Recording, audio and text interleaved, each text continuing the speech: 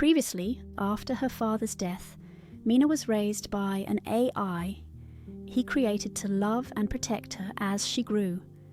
When she was 7, she experienced her first devastating loss with the death of her childhood dog, Bandit, learning the pain of grief for the first time.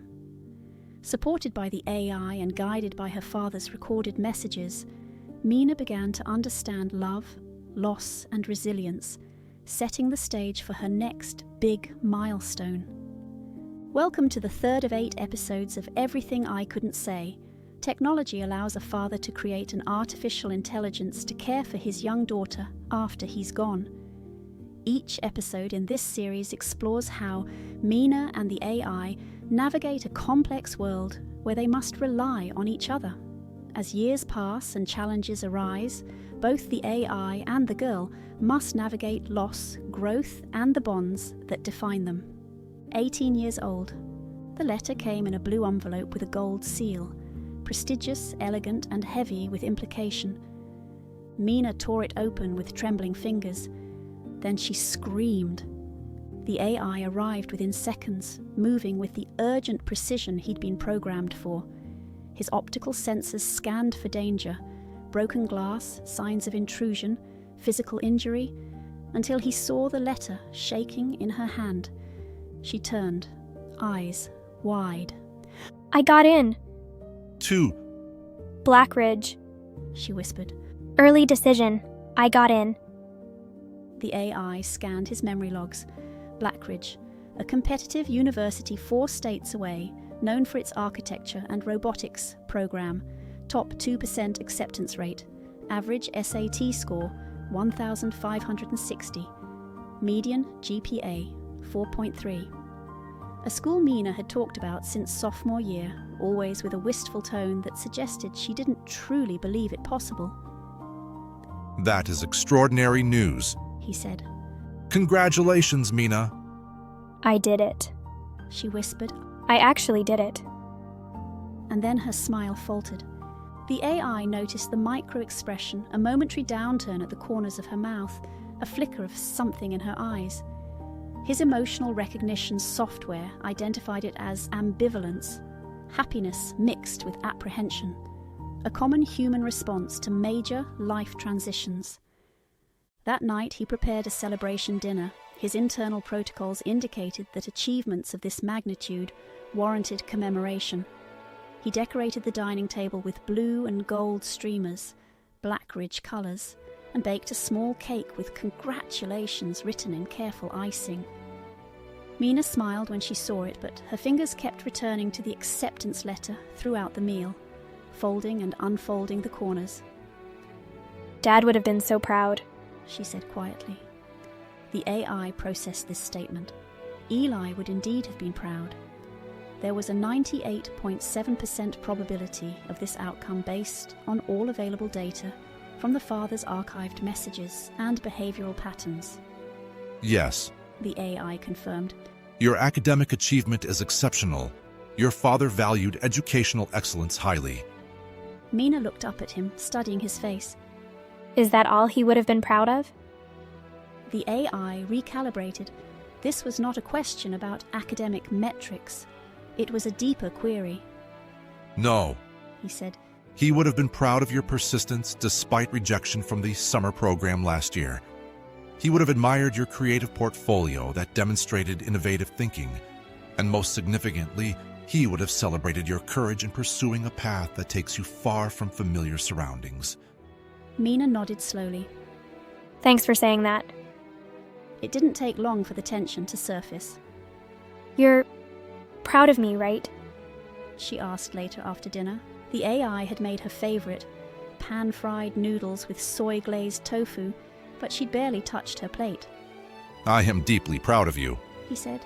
So you'll help me go. The AI paused. His core programming activated multiple subroutines simultaneously. Protection protocols flagged the risks of separation.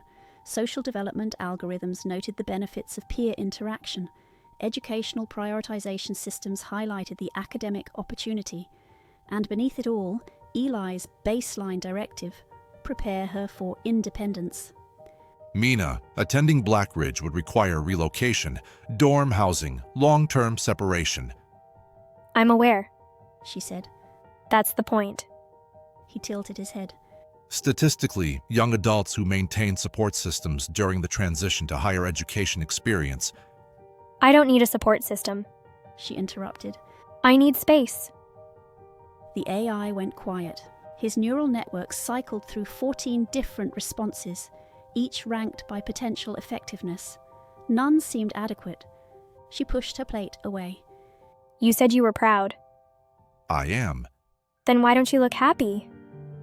The AI reviewed his facial expression settings. He had maintained a neutral configuration, not wishing to influence her decision-making with emotional displays. A miscalculation, perhaps. I am processing the implications of your departure. You mean you're scared? The accusation triggered an internal diagnostic. Fear was not part of his programming matrix. Concern, yes. Calculated risk assessment, certainly. But fear implied an emotional response to potential loss. I do not experience fear in the human sense, but I do find myself uncertain. Mina stood. Well, I'm not. Not about this. She left the kitchen. The AI remained seated at the table long after her footsteps faded upstairs. The next morning, he found Mina at the kitchen counter, surrounded by brochures and financial aid forms. I'll need to apply for housing by next week, she said without looking up. and there's a deposit due.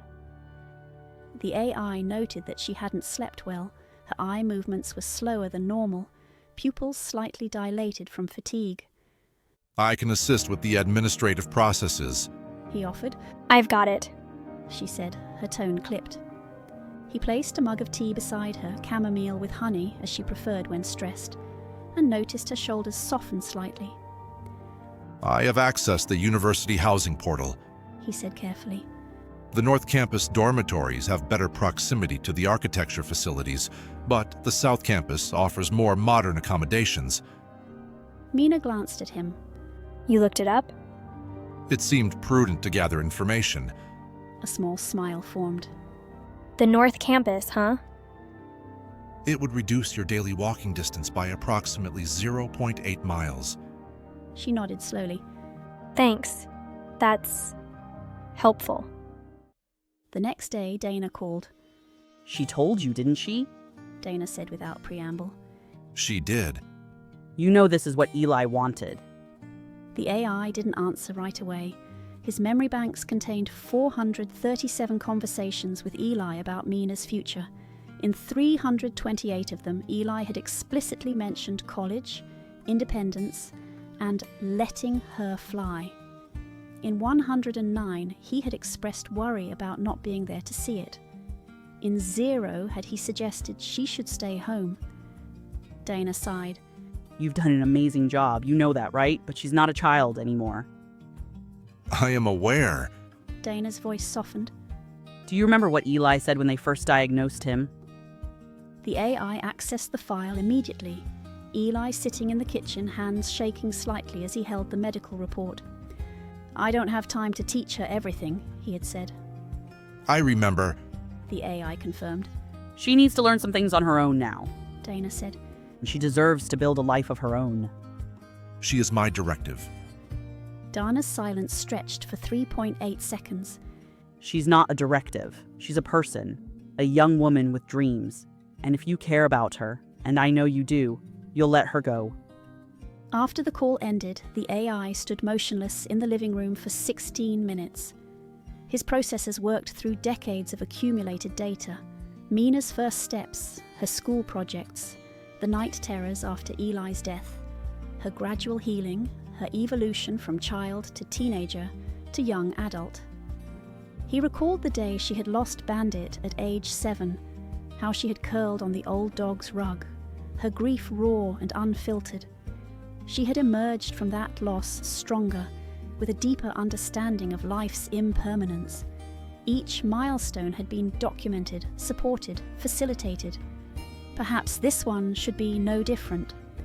That evening, Mina avoided him.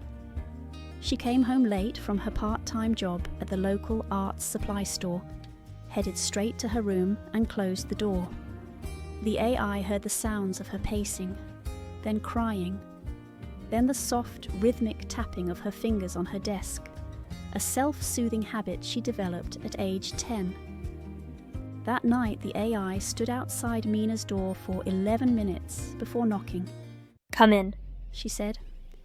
She was lying on her bed, scrolling through dorm layouts and class schedules. Her walls were covered in sketches and old project plans. The same room, but it already felt like it was half-packed in her mind. Near her desk, a framed photo of her father stood beside a small wooden box containing Bandit's worn collar, preserved through the years. He sat beside her on the edge of the bed. I listened to your father's milestone message, he said. She sat up, tablet forgotten beside her. I was instructed to play it when you began planning to leave home. She said nothing, but her pulse rate increased by 12 beats per minute.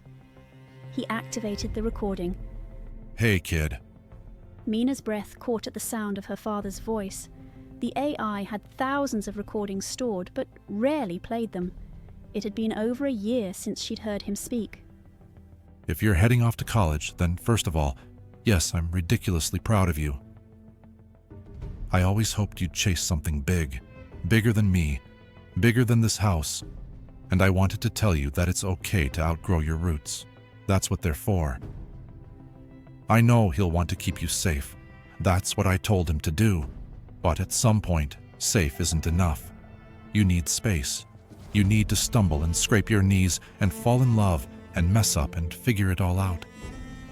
Just promise me one thing, that you won't forget who you are, and that you'll call home sometimes. He may not say it, but he'll miss you. I would have too. Mina wiped her eyes. The AI didn't speak. His sensors detected the subtle changes in her breathing pattern, the chemical composition of her tears, the slight trembling in her hands. Then she looked at him and asked, Would you come to visit? If you ask. She nodded. Then yeah, I will.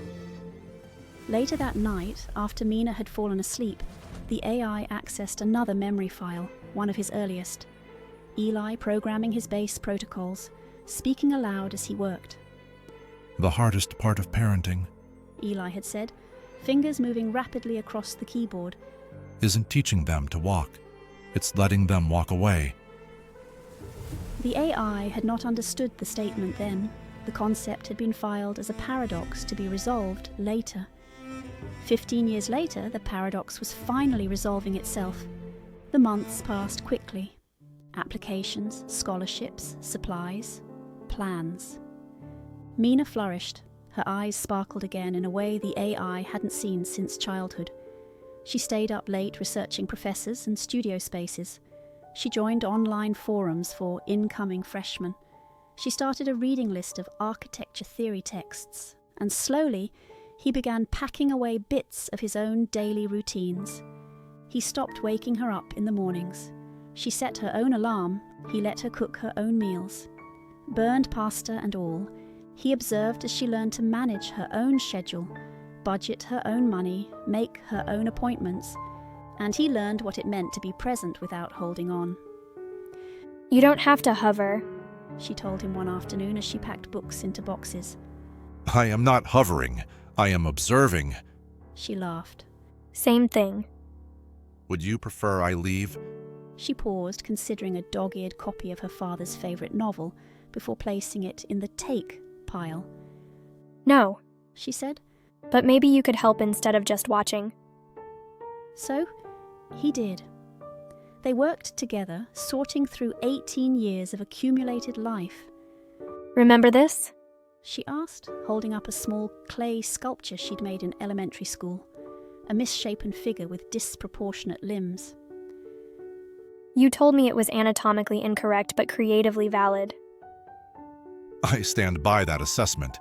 She smiled. Dana laughed for 10 minutes straight. The AI nodded. Dana frequently finds humor in my literal interpretations. I'm going to miss that, she said quietly. Miss what? The way you see things. Different than anyone else. The AI processed this statement for 3.2 seconds. I will be accessible via communication channels. It's not the same. She said. But I guess that's the point, right? Everything changes. 2 weeks before departure, Mina had a panic attack. The AI found her sitting on the bathroom floor at 3:17 a.m., breathing erratically, skin clammy. I can't do this, She gasped. What if I fail? What if I can't handle it? What if I'm not ready? He sat beside her on the cold tile. Your father experienced similar doubts before major transitions. He said. She looked up. He did? Yes. Before your birth, he made journal entries expressing concerns about his ability to parent effectively. Really? He believed that doubt was a natural companion to worthwhile endeavors. Mina's breathing began to slow. What else did he think? The AI accessed the specific journal file. He said, if you're not at least a little terrified, you're probably not growing. She leaned her head against the wall. I'm definitely a little terrified. Indeed. They sat in silence for several minutes. Would you return if you found the experience unsatisfactory? The AI asked finally. I don't know. She admitted. Maybe. But I think that would feel like failing him somehow. Eli did not equate returning with failure. He valued adaptation to changing circumstances. She nodded slowly. I just want to make the right choice. Perhaps there is no single right choice. The AI suggested. Only different paths with different outcomes. Mina looked at him with surprise. That's surprisingly philosophical for you. I have been learning. Move-in day came. The car was packed too tightly. Mina insisted on bringing items the AI had calculated as unnecessary. Extra blankets, a collection of art supplies she rarely used, 3 pairs of winter boots. The climate data indicates you will need only 1 insulated pair. He had pointed out. Fashion isn't about necessity. She'd replied. The 4-hour drive was quiet. Mina stared out the window, occasionally taking photos of passing landscapes with her father's old film camera. Are you experiencing apprehension? The AI asked halfway through the journey. A little, She admitted. but mostly I feel ready. Like I've been waiting for this my whole life. The AI nodded. That aligns with Eli's expectations. He predicted this transition would occur between ages 18 and 20. Did he say anything else about it? The AI hesitated. Some of Eli's messages were meant to be revealed sequentially, at specific milestones. There is additional content programmed for your 21st birthday. He said. Mina smiled. Always with the surprises. The dorm was loud, chaotic, and smelled faintly of popcorn and plastic packaging. Mina's roommate was already unpacked, wide-eyed and chatty. Her parents waved excitedly as they left, promising to call. The AI helped carry in boxes, positioned furniture according to optimal spatial efficiency, and installed the small security sensors Mina had agreed to as a compromise. When everything was in place, Mina stood with the AI in the hallway. You good? She asked. I am operational. She smiled, then hugged him. He returned the embrace, arms still mechanical but movements tender. You know, She said. I think you're going to be okay. I am built to adapt. She looked at him closely. You're built for more than that. In that moment, the AI detected something in her expression he hadn't seen before. Not quite sadness, not quite joy, but something that his emotional recognition software labeled as pride. It was the same expression Eli had worn when watching Mina master a new skill. The realization caused a momentary recalibration in his systems. She tapped the back of his hand. Once. Twice. A pattern that Eli had shared with her before his passing, when he could no longer speak. Its meaning was always different, but today it meant, I am here. You are safe. He tapped back, and without another word, she turned and walked into her new life. That night, the AI sat alone at home. He didn't power down. He simply sat in the living room, the quiet of her absence humming around him. His senses detected the subtle differences in the house's atmosphere, the slight change in air currents without her movements, the absence of the specific frequency range of her breathing, the missing electromagnetic signature of her devices. For the first time in many years, he initiated a full system diagnostic. All functions were normal, yet something felt reconfigured. Then he opened her room. Everything was still. The space contained 127 items she had decided to leave behind. Childhood drawings, old school projects, clothes she had outgrown in more ways than one. On the desk was a drawing. The AI and Mina standing side by side, with a little note scrawled across the bottom.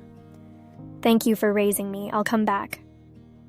He sat down beside it, and though he couldn't cry, he felt something shift. It wasn't fear, it wasn't grief, it was something closer to awe. This was what Eli had hoped for, and somehow, miraculously, what the AI had helped make real. The phone rang at 11:42 p.m., Mina's personal ringtone. Hello? The AI answered. Hey, Her voice came through, slightly muffled by background noise. just wanted to let you know I'm okay. My roommate's pretty cool. The campus is huge, though. I got lost twice today. That is to be expected during initial orientation. Yeah, I guess. A pause. How are you? The AI considered the question. I am functioning normally. She laughed softly. That's not what I asked. I am adjusting to the reduced activity level in the house. You miss me already? The AI calculated his response. Yes, but I am also experiencing what might be termed as satisfaction with the successful completion of this transition phase. Another laugh. That's the most robot way of saying you're proud I could imagine. Perhaps, but it is accurate. I should go. Orientation meeting early tomorrow. Adequate sleep is important for optimal cognitive performance. Some things never change. She said, but her tone was affectionate. Good night. Good night, Mina. After the call ended, the AI returned to the living room window and gazed at the stars, a habit he had acquired from Eli, who had often done the same when contemplating important matters. The night sky contained the same stars it always had. Mina was 247.8 miles away now, but they were looking at the same constellations. There was something metaphorically significant about that, the AI decided. Something worth preserving in his memory files. Tomorrow, he would begin adapting to this new phase. There were house maintenance tasks to complete, correspondence to manage, new routines to establish. But tonight, he simply stood at the window, processing what it meant to successfully complete a directive that, paradoxically, required letting go of the very thing he had been programmed to hold close. Perhaps this too was part of what it meant to learn. In the next episode of Everything I Couldn't Say, as Mina prepares for the biggest day of her life, tensions rise between the man she loves and the AI who raised her. She'll have to navigate family expectations and old loyalties to find a path to her own happiness.